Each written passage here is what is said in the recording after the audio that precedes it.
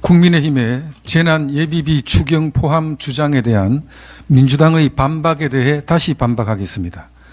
어제 민주당은 추경에 예비비를 편성하는 경우가 어디 있느냐, 예비비는 부족하지 않다라고 말하며 국민의힘이 주장하는 재난예비비 추경 편성을 반대했다고 합니다. 고소득자, 저소득자 가리지 않고 돈을 뿌리자는 소비 쿠폰과 지역 화폐 추경에는 목을 매는 민주당이 정작 예기치 못한 화마로 생명과 재산을 잃은 국민과 공무원을 위한 재난예비비 추경에는 반대하고 있는 것입니다. 민주당은 추경에 예비비를 편성하는 것이 전례가 없다고 주장하지만 과거 사례를 보면 이는 사실이 아닙니다. 문재인 정부 마지막 10번째 추경인 2022년 1월 추경안에서 본예산 예비비 3.9조 원에서 1조 원을 정액하는 안을 제시하였고 최종적으로는 6천억 원이 정액된 선례가 분명히 있습니다.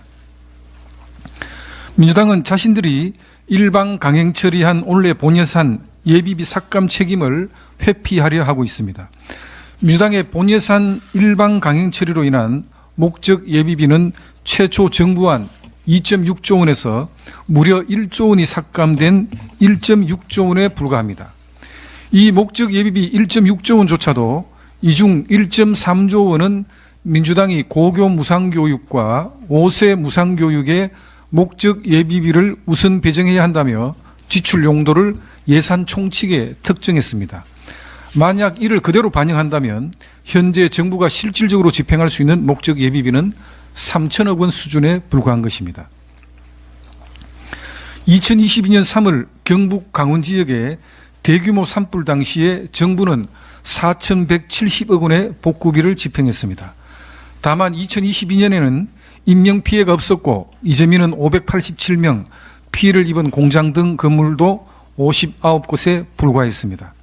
하지만 이번 산불은 인적, 물적 피해가 훨씬 크게 나타나고 있습니다.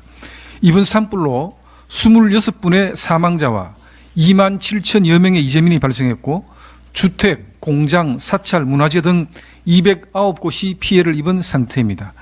이재민 숫자로만 비교하면 무려 46배가 더 큰 규모입니다.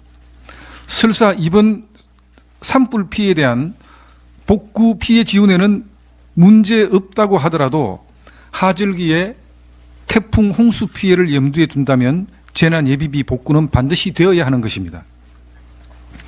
이런 상황에서 정부의 재난 대응을 위한 추경 예산 편성을 반대하는 것은 국민의 안전을 외면하는 행위입니다. 민주당이 촉구합니다. 2025년 본예산에서 일방적으로 예비비를 삭감한 것에 대한 대국민 사과와 함께 재난예비비 추경 편성에 적극 협조할 것을 요구합니다. 제조업의 한국 이탈, 친시장 기업 친화적 행보로 막아야 합니다.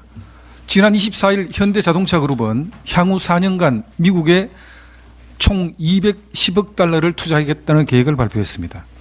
미국의 관세 폭탄을 피하기 위한 조치이지만 현대차그룹 루이지애나 제철소와 조지아 전기차 공장에서는 1만 개에 가까운 일자리가 창출된다고 합니다.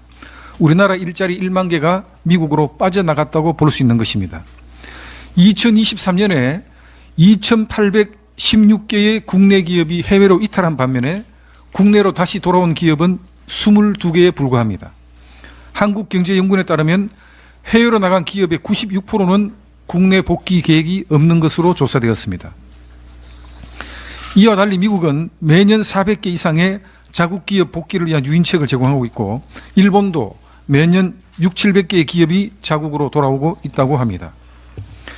기업 현장과 언론에서는 과도한 기업 규제, 고용 경직성과 대립적 노사관계 등이 한국과 미국, 일본 차이의 원인이자 국내 기업의 해외 이탈을 부추기고 국내 복귀를 막는 원인이라고 지적하고 있습니다. 이런 와중에 규제 강화 정당, 거대 야당 민주당은 상법 개정안 강행 처리, 노란봉투법 재발의, 은행법, 상속세 논의 지연, 주 52시간제 예외 적용 반대 등 반기업적 행보로 노사 갈등을 조장하고 기업들의 국내 이탈을 부추기고 있습니다. 이재명 대표는 지난 20일 이재용 삼성전자 부회장을 만난 자리에서 기업이 잘 돼야 나라가 잘 된다라고 이야기했습니다. 이것은 노동시장 유인화를 막고 기업 활동을 방해하며 기업과 국민을 우롱하고 있는 것입니다. 국민의힘은 민주당이 지금이라도 상법 개정안, 노란봉투법 재발의, 은행법 개정안, 규제 강화 법안을 제고할 것을 강력히 촉구하고 상속세 체계 합리화 논의와 주 52시간제 적용 예외 논의에도 적극적으로 나서줄 것을 요구합니다.